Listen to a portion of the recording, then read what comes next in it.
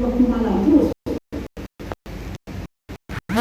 Kemudian hasil survei tidak membuktikan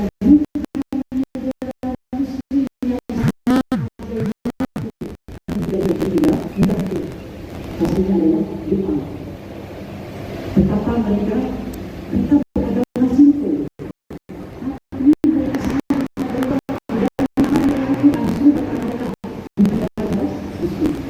Ada seorang dosen diundang sebuah rapat acara jam 8 bulan 10 menit 50% adalah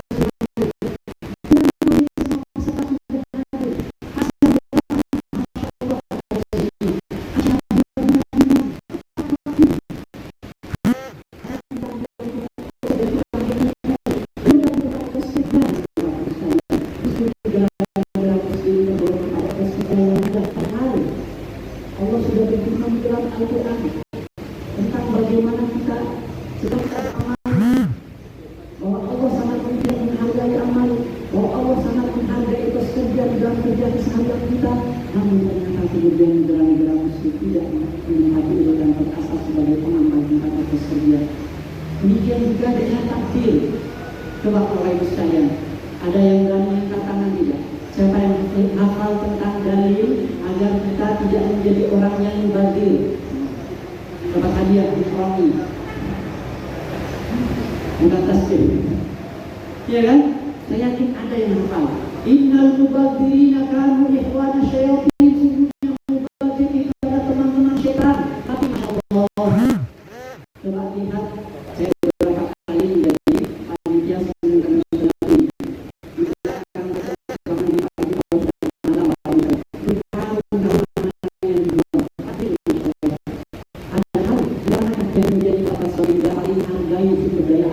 tidak takdir, lagi-lagi bukan negara Islam. Ada sebuah kota namanya kota Hamburg di Jerman. Sekelompok mahasiswa Indonesia datang ke kota ini karena dibilang sebuah kota industri. Dia pikir masyarakatnya tidak berfoya-foya. Masuklah ke sebuah restoran. Apa yang terjadi Bapak Ibu sekalian? Kita masuk di restoran ini, yang didapati cuma dua kelompok orang. Satu muda-mudi lagi dating pacaran, yang satu lagi kelompok nenek-nenek. Yang dipesan hanya sepiring makanan dan segelas minuman, sudah cukup. Tapi giliran mahasiswa Indonesia ini begitu masuk, nah biasa kita kan pesan banyak-banyak, bangga kalau mejanya penuh. Begitu makan selesai tak habis, dia sudah melangkah ke kasir. Ditegur oleh nenek-nenek sebenarnya, kenapa kamu sudah mau bayar sedangkan makanan belum habis? Nah, biasa mahasiswa kita orang Indonesia kalau ditegur malah melenting, malah marah. Apa urusan ibu? Saya punya uang, saya mau bayar.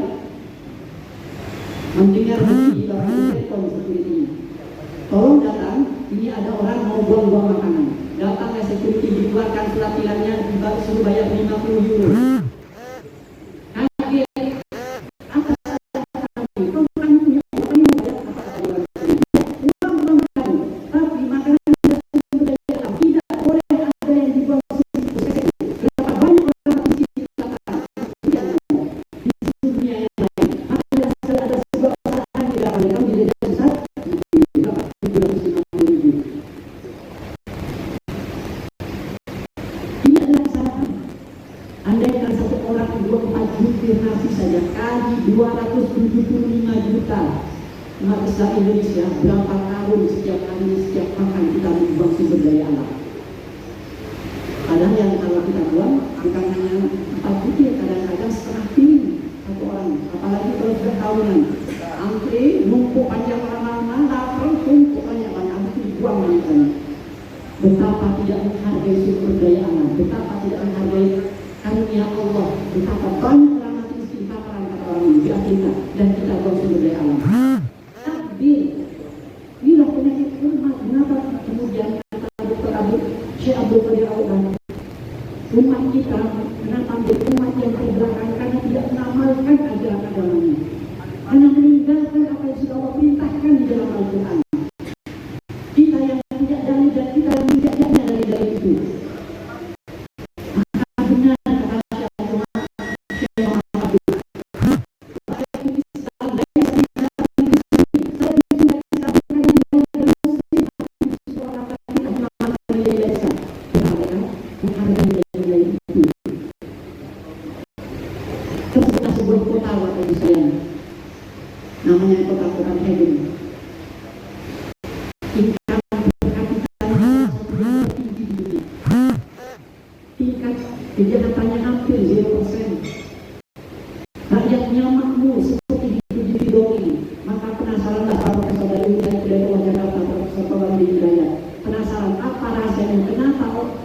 ini dikatakan sebagai kota paling bahagia di dunia? Apakah sistem pendidikannya kalah dengan Finlandia dan Italia? Apakah sistem dan semacamnya? Begitu diperiksa, begitu diwawancarakan terjadi perpecahan.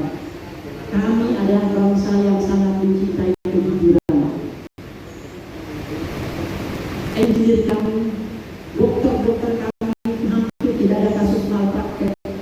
Engineer kami ketika mendapat tender semuanya, semua dengan konsep jujur. Tidak ada yang di-up dana, up data, up anggaran untuk kepentingan kantornya sendiri. Tidak ada. Betapa bangganya dengan kami kerja dengan konsep kejujuran, kata mereka. Jadi wajar kita yang punya dalil. Apa kata Rasulullah?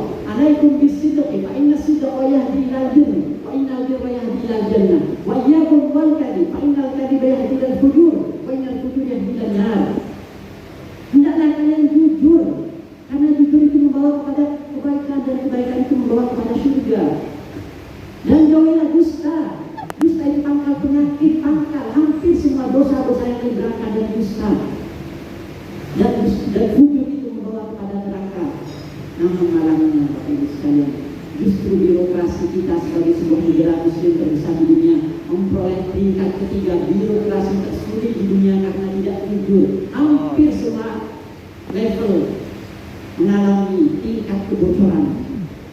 Hampir semua level itu ada ketidakjujurannya.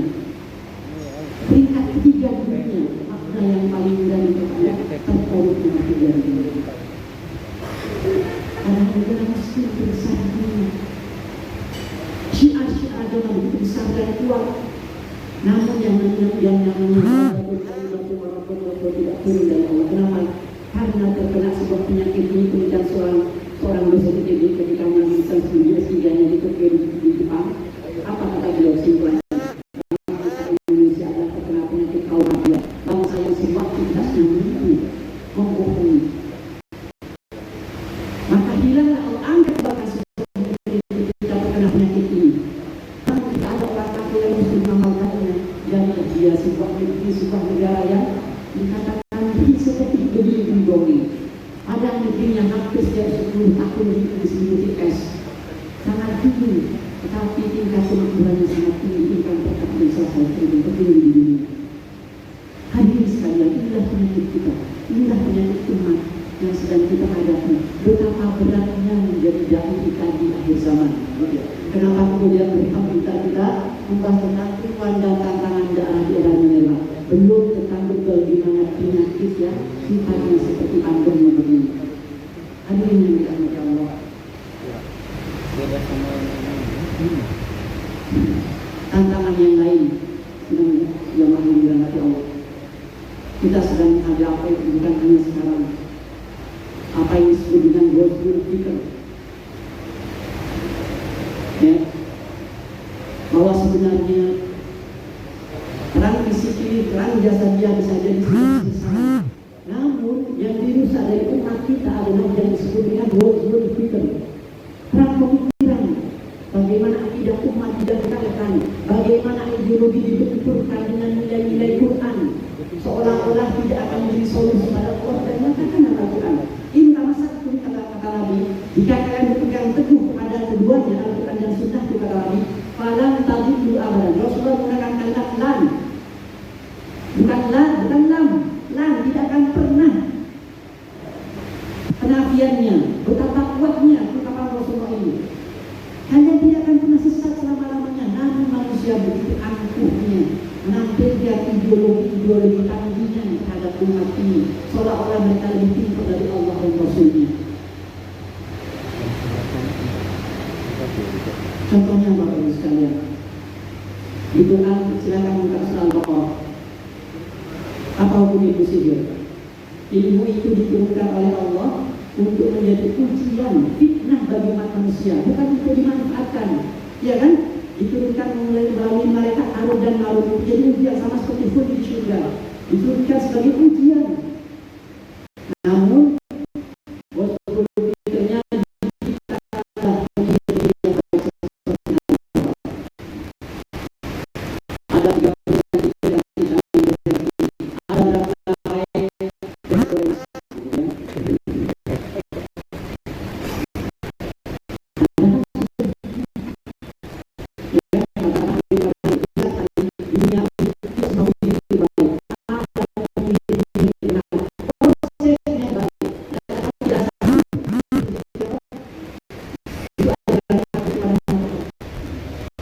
atau tidak taat, berarti lebih banyak yang baik kan?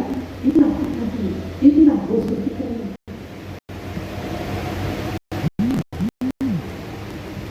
Nanti kita harus tahu sejarah perang Vietnam. Ya, bagi Amerika yang kalah adalah perang Vietnam di tahun 50-an. Mati, pulang, banyak korban, tapi hanya dengan seorang Rainbow bisa menang di Vietnam.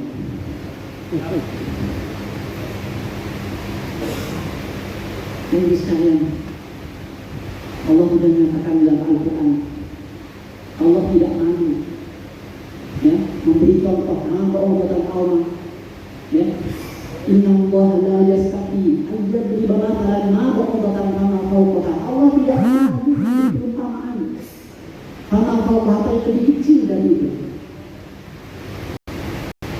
Ya,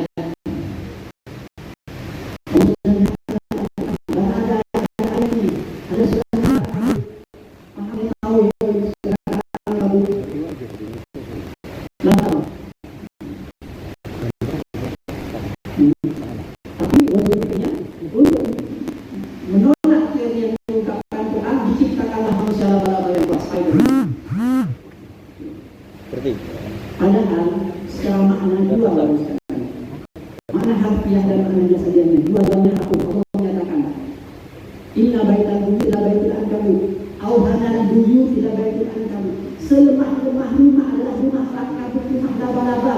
Silakan Bapak cari di pekarangan di jalanan, tepuk saja, hancur dia. Itu makna secara jasadiahnya. Makna secara harfiahnya, secara ma'awi juga demikian Bapak Ibu sekalian. Rumah tangga yang paling rapuh adalah rumah tangga laba-laba. Apa yang terjadi Bapak? Ini sudah sekali hasil penelitian. Ketika terjadi proses perkawinan jantan dengan betinanya, begitu selesai terjadi proses pembuahan, betinanya makan kepala, digigit kepala jantannya, mati dimakan, mati. Waktu istri berkata kepada suami, begitu lahir beranak, ibunya ditendang dari kandangnya oleh anak-anaknya tadi. Dia penguasa rumah. Allah sudah nyatakan dua-duanya paling lemah, rumah tangga yang paling lemah.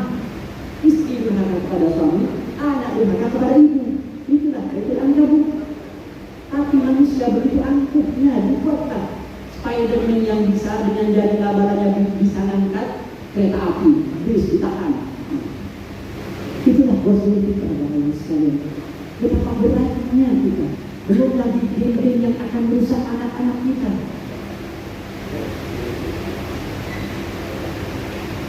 Bapak Ibu sekalian, bagaimana kaitannya? Waktu saya tinggal 5 menit karena kemungkinan bisa ada tanya jawab, dan kalau bupati datang saya harus turun. Ya, ini prolognya. Insya Allah kita selesaikan solusinya dalam 5 menit. Teorinya maksud saya Bapak Ibu sekalian. Ya.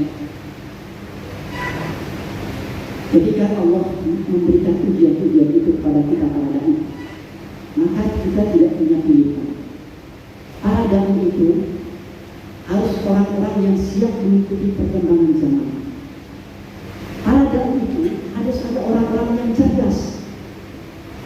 Selain pertama berangkat dari keikhlasan, tumbuhkan yang kedua bagaimana sikap pengorbanan untuk umat.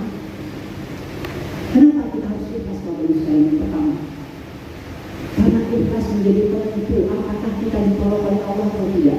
Ikhlas akan menjadi penentu apakah amal kita diterima oleh Allah atau tidak. Jika tidak, maka dalam kasus tadi, innamal a'malu binniyat, ada kasusnya, ada orang yang meninggal gara-gara wanita yang akan menikahnya. Dia tidak dapat apa-apa kata Nabi. Dia hanya dapat wanita itu saja. Dia tidak dapat pahala juga. Demikian juga dengan amal-amal kita yang lain. Kedatangan kita, kesiapan kita menjadikan kader dakwah. Maka marilah kita belajar dari kehidupan seorang Zubaidah. Maaf, ibu ada yang nama Zubaidah tidak di sini. Tidak ada. Ini ada ini juga. Bukan Zubaidah yang di lagunya netizen, bukan ya. Zubaidah ini adalah seorang permaisuri dari Harun al-Rashid. Seorang khalifah Bani Abbas yang paling masyhur di zaman Bani Abbas. manusia. Apa yang terjadi Bapak Ibu? Zubaidah ini adalah permaisuri yang sangat dermawan, banyak berinfak, banyak bersedekah, banyak berwakaf. Salah satu wakaf peninggalan Zubaidah adalah sebuah bangunan berbentuk benteng di antara Musdalifah dan Arafah. Sampai sekarang ada. Kalau Bapak Ibu haji akan ada bertemu dengan sebuah bangunan berbentuk benteng di antara Musdalifah dan Arafah. Itulah wakafnya Zubaidah untuk memberi minum kepada para hujjah, para jemaah haji yang sering kehausan di tengah jalan pada waktu itu. Waktu itu belum ada rokok aqua. Orang sering kehausan di tengah jalan, kimpahnya habis, maka disediakanlah sebuah penampungan air yang besar berbentuk benteng oleh Zubaidah. Wakafnya sedikitnya seorang Zubaidah. Tapi apa yang terjadi pada sekarang? Begitu Zubaidah meninggal, ini sekitar kita lama. Seorang kerabatnya yang biasa disambung oleh Zubaidah dan tidak bertanya, wahai Zubaidah, balasan apakah yang telah Allah berikan dengan kebaikanmu, infakmu, sedekahmu, zakatmu, wakafmu yang begitu banyak dan lipat? Sedih Zubaidah menjawab, tidak ada, kata Zubaidah.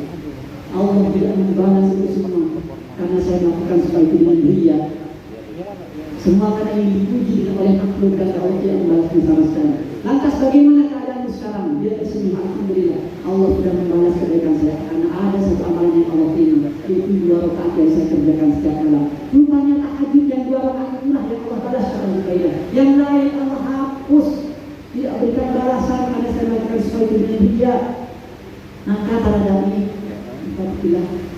kita ikhlaskan amal-amal kita. Karena Allah akan tolong, jangankan pandemi era normal ini. Allah akan tolong, Allah akan mudahkan dakwah kita. Dan ingat, dakwah itu Allah tidak akan melihat hasilnya, Allah akan menghargai setiap prosesnya. Maka berbuatlah, i'malu mastata'tum. Nanti akan ada pahala yang akan kita baca. Semampu kalian yang Allah tuntut. Maka kalau ditanya apa yang harus kita kerjakan, mengikhlaskan amal-amal kita. Jangan sampai kita sudah berguru, jangan sampai kita sudah berdebat, kemudian tidak menilai apa-apa di hadapan Allah karena tidak ikhlasnya. Dan kedua yang mau kita, sebuah keniscayaan. Ketika kita ingin mempertanyakan bagaimana peluang dan tantangannya, maka tidak ada pilihan kecuali kita mengikuti arus perkembangan zaman teknologi itu sendiri. Kita masih bisa berdakwah dalam kondisi pandemi dan dengan multimedia. Nah, proses lagi yang harus kita lakukan. Tidak ada alasan karena tidak ada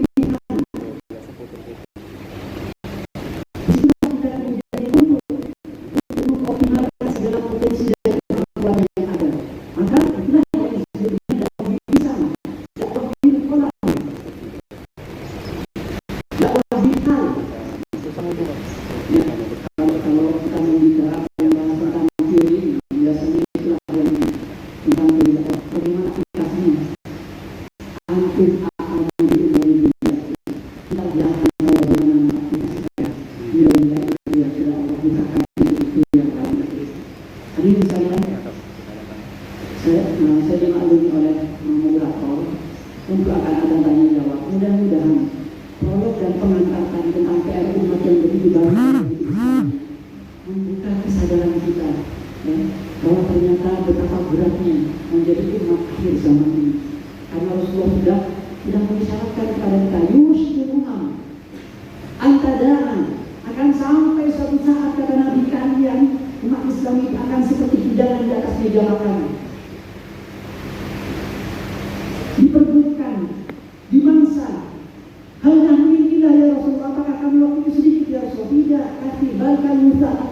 kondisi kalian dalam keadaan seperti buih, tidak berkualitas. Marilah kita buktikan. Kalau kita jumlahnya banyak, iya. Berapa jumlah umat Islam saat ini? 1 miliar lebih. Tapi apakah bisa membantu ketika umat-umat lain mengeroyok? Yahudi memaksa saudara kita di Palestina, memaksa saudara kita di Suriah, Syiah yang memaksa kita di Suriah, di Yaman dan Irak, orang-orang Hindu memaksa kita di Kashmir, orang-orang Buddha memaksa saudara-saudara kita di Rohingya, orang-orang ateis memaksa kita di Xinjiang dan Tajikistan, dan yang terakhir orang-orang kita dimaksa oleh orang-orang Kristen di Prancis, dan kita umat Islam yang 1 miliar tidak dapat berbuat apa-apa kecuali mengatakan dan berdoa. Akan sudah sampai waktunya yang sudah diingatkan oleh Rasulullah. Semua umat sudah terbukti. Kita sedikit tidak banyak. Ya, kalau haji bisa 250 juta, bisa sampai 4 juta kalau haji akbar itu. 4 juta orang lengkap. Jumat terakhir sudah berangkat ke Mina, masuk semua orang-orang itu biasanya. Itu yang dapat panggilan, sisanya apa-apanya tidak. Sekarang kena pandemi tinggal 1 saat. Itu pun berjalan. Dia ada. Dan tawaf itu. Ada live, siaran live langsung dari Masjidil Haram. Tinggal 1 saat Bapak Ibu sekalian. 1 saat berjalan pula. Dan yang 1 saat ini rata-rata outsourcing. Petugas penyapu dan lantai itulah yang ada di Masjidil Haram. Ketika saya sebelum berangkat, saya masih lihat, Masya Allah, saya akan inilah kondisi kita saat ini. Ujian yang Allah berikan kepada kita semua.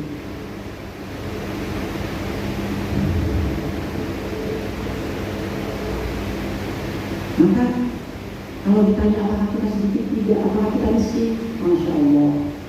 Hotel termewah ada di punya umat Islam ada di Dubai. Dulu di awal-awal lonceng harganya semalam 350 juta. Dimulai bisa beli 3 rumah. 1 malam berebut habis ngomongin di hotel bintang 7 itu. Punya orang Islam. Bangunan tertinggi di dunia di Dubai. Makanan termahal ada di Dubai. Semangkok seharga 125 juta. Data tahun 2012. Semangkok 125 juta habis. Makanan termahal di dunia. Punya orang Islam. Tapi itulah kondisi umat Islam. Kondisi kita sekarang. Silakan moderator dan dokter. Ini penantang. Masya Allah.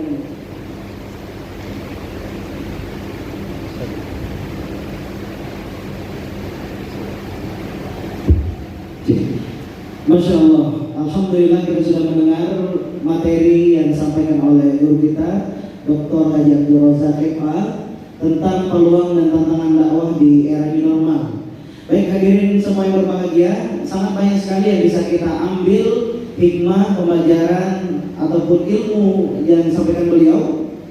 Oleh karena itu pada kesempatan kali ini kami akan membuka sesi tanya jawab bagi para hadirin yang mungkin ada pertanyaan yang ingin disampaikan kepada beliau. Mungkin 2 pertanyaan terlebih dahulu. Boleh, silakan Ustaz. Assalamualaikum warahmatullahi wabarakatuh. Perkenalkan Ustaz, nama saya Akwam dari Tanmeni. Sengaja dari sini Pak, ke arah Puluhan.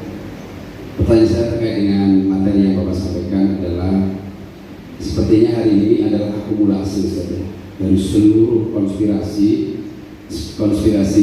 Spiderman, konspirasi Harry Potter, yang Quran semua sudah mengatakan itu, dan kemudian di-counter seolah-olah manusia hebat dalam segala hal sehingga menentang dan melawan Allah. Nah hari ini seperti yang saya sampaikan juga bahwa tinggal 1 saf ya, di seputaran Ka'bah itu pun juga berjarak. Bagaimana sikap kita menghadapi era yang seperti ini? Janji-janji Allah melalui Rasulnya sudah jelas. Siapa yang dekat kepada Allah akan ditolong. Siapa yang memakmurkan masjid dalam jaminan Allah. Tapi hari ini masjid ditutup. Bagaimana kita menyikapi hal demikian sementara kita paham betul tentang hukum-hukum itu? Apakah kita akan larut dan kemudian terbawa, atau kita akan mencoba untuk berkata tidak, kami istiqomah? Terima kasih. Assalamualaikum warahmatullahi wabarakatuh. Baik, mungkin langsung direspon dulu, Ustaz. Ya, terima kasih Pak Pon, terima kasih atas pertanyaannya. Ini permasalahan fikih kontemporer dan ikhtilafnya pun ikhtilaf kontemporer karena kekinian dan terbaru berkaitan dengan apa yang menimpa kita saat ini, Bapak Ibu sekalian. Ketika berbenturan, seolah-olah berbenturan antara konsep dengan pelaksanaan. Sering kita dihadapkan pada pertanyaan, konsepnya inna sholata tanha 'anil fahsya wal munkar. Sholat itu mencegah dari perbuatan keji dan munkar. Tapi kenapa orang habis sholat banyak yang hilang sendal? Apakah salah konsepnya? Tidak. Ketika berbenturan, pasti yang dipertanyakan pelakunya, bukan salah sholatnya. Maka memang yang salah tujuannya, memang niat yang mencuri sendal atau mengamalkan khotib Jumat yang bilang ambillah yang baik tinggalkan yang buruk, dia bawa sendal buruk ambil sendal baik. Ketika berbenturan sering ya antara konsep, karena di dalam kajian saya juga tentang politik Islam, maka harus kita sudah menetapkan koridornya. Yang namanya konsep tidak pernah menarik kodratnya, maka kitalah yang harus memperbaiki. Namun juga tidak menyalahi kodrat dan sunnah yang dilakukan.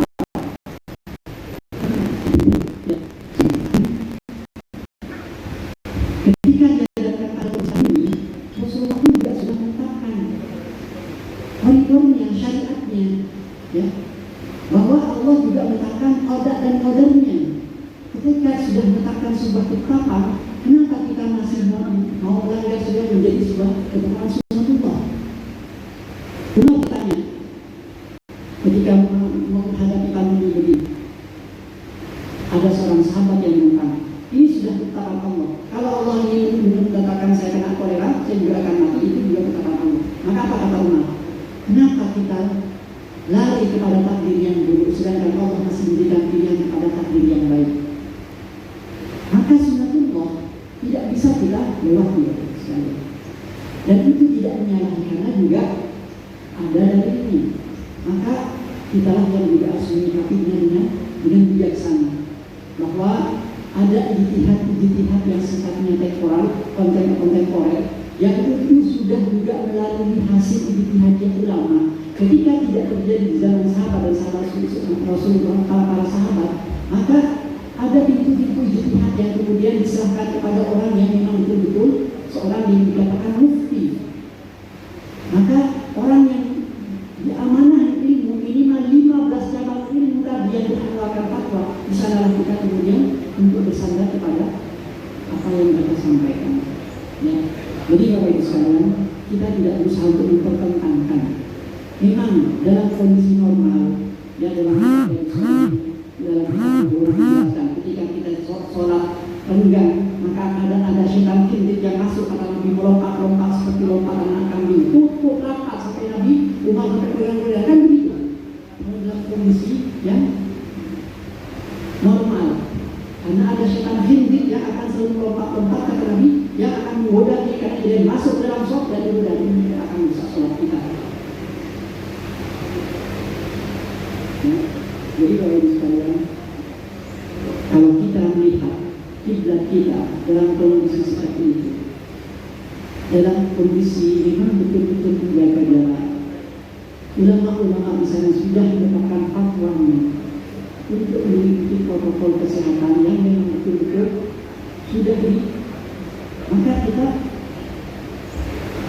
berusaha untuk alih menetapnya, tidak lagi mempertentangkannya. Allah. Alhamdulillah. Bagaimana Ustaz? Ada tanggapan? Oh cukup. Baik hadirin berbahagia, satu pertanyaan lagi kami buka. Apakah ada di antara hadirin ini bertanya? Oh, silakan Ustaz. Bismillahirrahmanirrahim. Assalamualaikum warahmatullahi wabarakatuh. Nama saya Wahyu dari Muhammad. Aku tinggal di Tanjung Pindah di Bawang itu. Jadi Ustaz Abdul Razak yang mau saya tanyakan, yang mau kita pegang itu di antaranya pendapat yang mana? Yang pada saat ini ketika ada orang yang berkata menurut kita, tapi katakan itu hoax. Kita kan ada seorang mantan menteri yang menegaskan, dan kebijakannya luar biasa. Zaman dia juga pernah kejadian itu, ya kan? Dan dia tegaskan, dan itu tidak banyak yang mengakomodir pendapat itu. Dan dia berkata pandemi itu tidak akan berakhir sampai kapanpun juga tidak akan berakhir. Itu pegangan sebenarnya, karena beliau punya pengalaman. Beliau juga menteri kesehatan. Sekarang beliau tidak lagi. Sekarang pembicaraannya tidak bisa dipegang lagi karena beliau bukan pengambil kebijakan, dan kebijakan beliau waktu itu luar biasa. Dan itu tidak menyebar, dan beliau tidak mau menerima informasi itu. Dan sekarang kita ketika ada orang yang berkata berbeda, dianggap itu hoax. Dan di antara kita sesama para ulama dan para kiai pun akhirnya berbeda pendapat, saling serang di antara satu dengan yang lainnya. Ketika ada orang yang mau ke masjid, seakan-akan kamu paling kebal bahwa ketika ini begitu dan lain sebagainya. Itu sesama orang masjid aja bertentangan sesama mereka. Mereka sama-sama rajin ke masjid. Dia mengatakan, orang yang rajin ke masjid mengatakan orang itu tidak mengikut sunnah Rasul. Yang datang ke masjid, mereka juga tidak mengikut sunnah Rasul. Kenapa mereka ke masjid padahal dulu ada itu. Sebenarnya ketika berbicara tentang tadi, saya bertanya juga, ketika umat itu lari ke takdir yang lainnya, ada nggak pernah umat berkata tinggalkan masjid? Saya bertanya itu sebenarnya. Bukan persoalan dia berlari ke takdir yang lain itu benar. Pada waktu itu dia datang ke suatu tempat, dan dia tidak jadi ke tempat itu karena memang tempat itu ada wabah. Sekarang saya mau tanya, ada nggak pendapat umat yang menegaskan tinggalkanlah masjid? Jangan lagi datang ke masjid, karena situ banyak penyakit yang menyebar. Sehingga pada saat ini kita ini sebagai orang yang berada di sini nggak ragu lagi sekarang. Oh iya, nggak usah lagi datang ke masjid. Karena mohon maaf Ustaz, PPKM ini luar biasa. Ya, PPKM ini sekarang luar biasa. Padahal mohon maaf, orang datang ke masjid itu dalam keadaan suci. Bahkan mereka mandi lebih dari cuci tangan. Luar biasa yang mereka lakukan. Kadang-kadang mereka sudah mandi dulu sebelum datang ke masjid. Dan hadas kecil dan hadas besar sudah lewat. Tapi mohon maaf, pada saat ini luar biasa, masjid kok harus dijauhi. Tapi mohon maaf, mall dan lain sebagainya, pasar ini bukan luas. Nah, maksud kita pada saat ini ketika kita berbicara tentang hal ini, ada yang bisa kita bawa pada saat ini untuk mencerahkan umat. Sehingga umat tidak ragu, ya sudah, nanti sesama kita mohon maaf pada saat ini mungkin kita apologi hanya yang penting aman, organisasi aman dan lain sebagainya aman, daripada nanti diinikan nanti tidak dapat peluang dan lain sebagainya. Maksud saya kita misalnya di luar ini, oh ya sudah, kita tegaskan bahwa tidak ada masalah ketika memang ke masjid, dan terpenting bagaimana sekarang jaga jarak. Itu Ustaz. Mohon maaf. Assalamualaikum warahmatullahi wabarakatuh. Baik, Ustaz, tolong direspon. Baik, Bapak Ustaz. Allah ini terima kasih. Sebenarnya Bapak Allah ini tidak bertanya, tapi sudah memberikan solusi. Yang karena saya katakan dari awal, yang namanya ikhtilaf, apalagi di kontemporer, baru terbiasa. Yang ikhtilaf yang bukan di kontemporer saja sampai sekarang tidak selesai dan tidak hapus dan dibahas. Tapi kalau ditanya bagaimana dengan kondisi saya pribadi, saya tetap kondisi dan tetap tapi masyarakat tapi juga untuk tidak menggunakan usaha misalnya. Kalau ditanya apakah ada kata Umar agar tidak ke masjid, sependek pengetahuan saya belajar hadis, tidak saya dapatkan. Ya, karena memang yang terbahas itu. Kalau larang ke masjid tidak ada. Ya, itu. Ya, jadi Bapak Ibu sekalian, yang namanya khilaf, itulah. Tetapi kita yang juga akan menjadi ya. Jadi untuk berjamaah, kalau saya pribadi tetap berjamaah, tapi juga tetap memakai protokol kesehatan.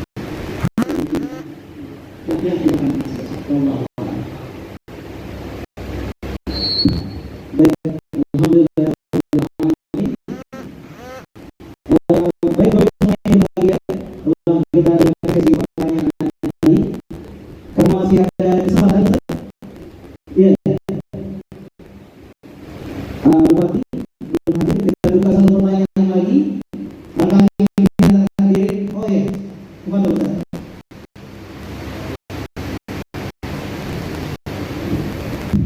Assalamualaikum warahmatullahi wabarakatuh. Saya Muhammad Taufik Sema dari wilayah Sumatera Barat, di Jakarta, tapi kami tinggal di Desa Kepulauan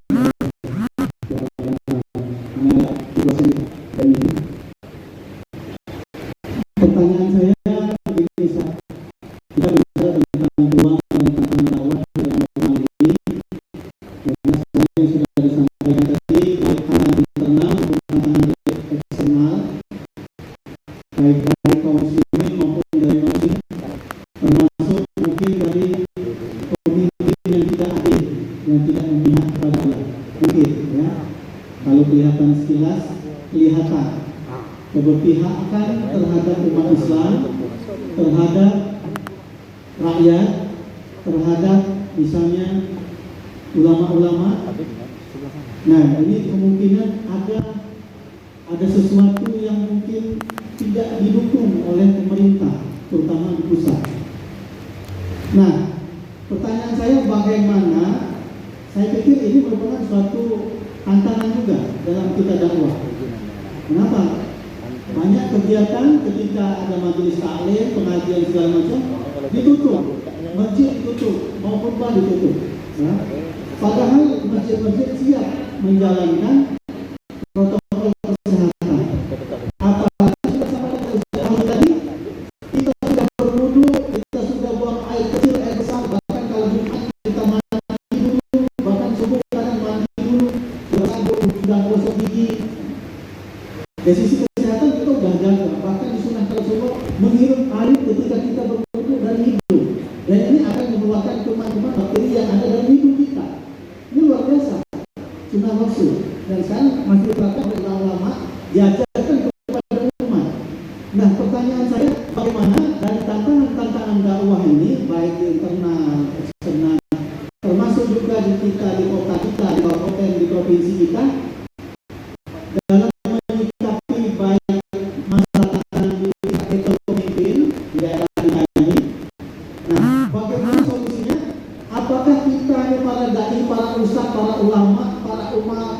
ulama ini diam saja ketika ada zolim terhadap ulama, misalnya ada pembohongan dan lain sebagainya. Pertama, bagaimana kerjasama dakwah ini? Saya pikir tidak bisa kalau hanya ulama saja bekerja berdakwah itu. Harus ada amal jama'i, harus ada cooperation, harus ada kerjasama antara ulama dan umat, sehingga akan membuahkan suatu keberkahan di suatu negeri, suatu negara. Kalau nggak ada kerjasama antara ulama dan umat, maka ini sangat dikhawatirkan murka Allah akan muncul di muka bumi ini. Kenapa? Tadi kalau nggak ada kerjasama, nggak ada komunikasi, nah ini akan sulit. Tadi barangkali akan timbul suzon negatif thinking. Tapi kalau misalnya ulama dan umat bersatu membuat suatu program bareng, di mana di kota kita, di kecamatan kita, di desa kita, misalnya nggak ada dai, nggak ada hafiz, nggak ada ustazah di situ, nggak ada ahli agama, bagaimana memikirnya ulama dan umat ini, termasuk kita semua ormas-ormas Islam ini ada yang hadir dari IKD sendiri, dari NU, dari Muhammadiyah ada, dari pimpinan daerah juga ada. Nah, bagaimana kerjasama? Ya kerjasama jangan hanya di media saja, harus buat gebrakan apa nih? Kita akan kirim berapa ustaz, berapa dai, termasuk pimpinan untuk membantu. Kita kirim ke desa-desa kita. Bila perlu setiap masjid ada ahli agama yang di situ. Nah kalau ada di situ, insya Allah dakwah itu jalan. Pemimpin ini nggak seuzon, nggak negatif thinking. Nah ini bagaimana caranya supaya kita ini para ustadz, ormas Islam tadi, para ulama umaro tadi bersatu, termasuk pimpinan kelurahan, kecamatan, desa dan seterusnya. Bagaimana bisa membuat satu program gerakan yang luar biasa, baik masalah agamanya maupun masalah ekonominya, termasuk masalah pendidikan dan sebagainya. Sehingga kalau ada kekuatan dakwah dan pendidikan yang terpadu antara ulama dan umaro, mudah menyelesaikan suatu permasalahan itu. Tidak akan terjadi penyimpangan-penyimpangan, tidak akan terjadi kesirikan-kesirikan, tidak akan terjadi maksiat-maksiat yang dibuka, legalisasi minuman keras, narkoba dan sebagainya. Nah, gimana Ustaz? Ya, mohon petunjuknya, mungkin nanti bisa ditambahkan yang lain. Terima kasih. Assalamualaikum warahmatullahi wabarakatuh. Baik, terima kasih Ustaz. Mohon langsung direspon Ustaz. Ini satu topik dari mana? Saya ngomong hasil ini lain. Tadi sudah terlanjur beliau tanya, kemudian sudah memberikan solusinya juga. Artinya ada sinergi, harus ada sinergi antara ulama dan yang harus kalian ditanya kita juga bertakwalah kepada Allah. Allah sudah menyatakan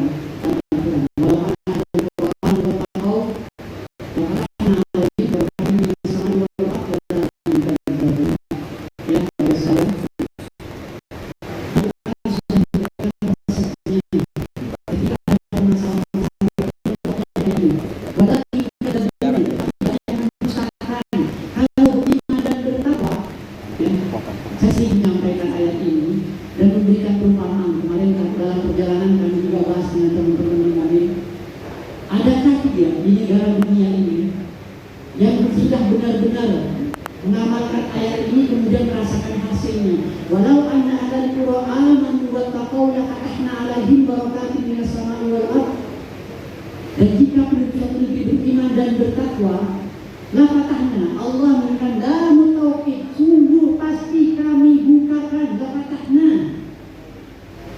Ini bukanlah munafi, namun tauhid, penekanan dari Allah. Janji Allah, pasti kami bukakan keberkahan dari langit dan dari bumi. Walakin kadzdzabun. Adakah yang sudah saya katakan, saya ilustrasikan, ada 3 negara di dunia ini.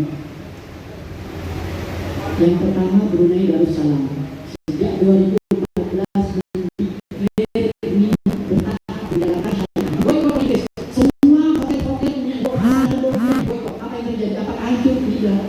mereka tambah makmur. Tingkat kematian akibat COVID hanya 3 orang. Kemakmurannya juga semakin tinggi, semakin baik. Walaupun baru berproses, belum sampai kepada hudud, baru pelarangan miras, semuanya berproses. 1. Yang kedua Turki. Sejak pemimpinnya mendikte ingin mengembalikan kepada negara Islam dan tinggalkan konsep sekuler, mulailah Allah turunkan keberkahan dari langit dan dari bumi. Dan yang ketiga adalah Qatar. Sehingga ada sebuah anekdot, kalau ada anak yang lahir, begitu lahir sudah langsung dijamin oleh negara masa depannya, disediakan rumah, berarti anak itu lahir di negara Qatar. Kalau ada anak lahir, begitu lahir sudah dijamin pendidikannya, beasiswanya, berarti dia lahir di negara Brunei Darussalam. Tapi kalau ada anak lahir, begitu lahir nanggung hutang negara 10 juta satu orang, berarti dia lahir di Indonesia. Wallahu a'lam. Itu saja. Saya sekalian, assalamualaikum warahmatullahi wabarakatuh.